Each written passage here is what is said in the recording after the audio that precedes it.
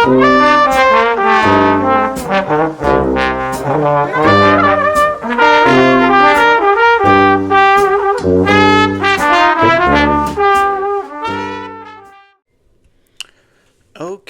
D263, or let's see, Frameworks for Strategic Decision Making.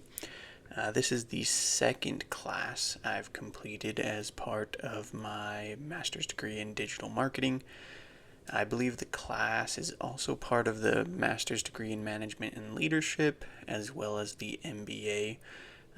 So, yeah, if you're in one of those programs, welcome here. This course isn't very hard, but it just takes forever, and it's very tiresome to get through. So there are 3 tasks associated with passing this class. Most of the other classes only have 1 task or 2 tasks that I've done. This one had 3. And so it's kind of a big pain to get through, but let's jump into it. Task 1 is the task that I found to be the hardest or took the longest amount of time. Basically, you're writing a paper on a shoe manufacturing store. It's kind of brand new. And what you're primarily doing is you're first doing a steepled analysis, STEEPLED analysis. And basically what that is it's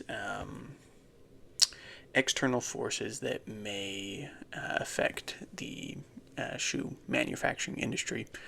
So what it stands for is social, technical, economic, environmental, political, ethical, and demographic. So, you'll go through each one of those and identify some sort of external force that could affect your industry. So, for example, economic, if we have a crash in the stock market, that could affect our industry.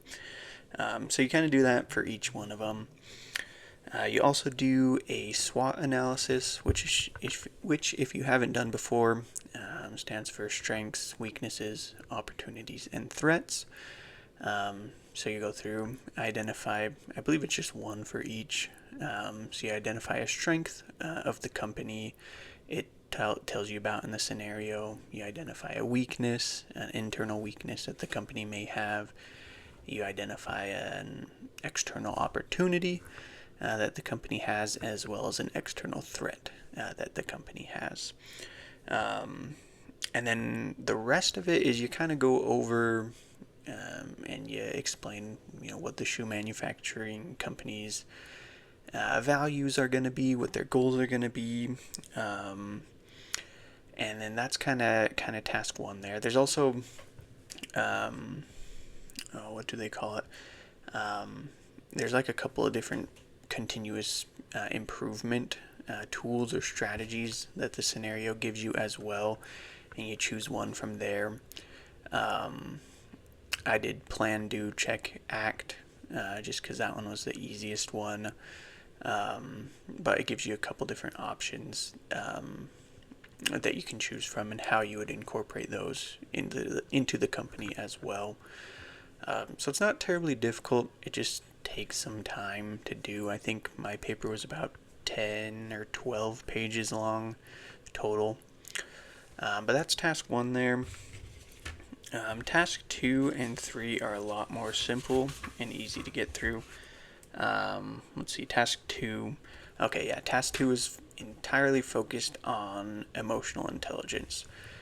So it gives you a scenario of an HR professional who's implementing a work from home policy, and he does it in a not so emotionally intelligent way. It explains it in the scenario for you, and then what you're doing in the paper is explaining where this HR professional didn't act with emotional intelligence, and then what they should have done instead. So task 2, super easy. I think it was only like 2 or 3 pages total for me. And then task 3 is the exact same as task 2, except what you're doing instead is you're giving a presentation on the issue. So in this scenario, you're a consultant that comes in, and they're asking you, how to resolve this issue, this problem that we've created. So you kind of go through, explain, or you have to record yourself. It's not given live or anything, which is really nice, but you put together your PowerPoint presentation, and then you record yourself giving it, and you kind of do the exact same thing, identify where people didn't act with emotional intelligence, what they should have done instead, and then you just submit your PowerPoint as well as the video recording of you giving your PowerPoint.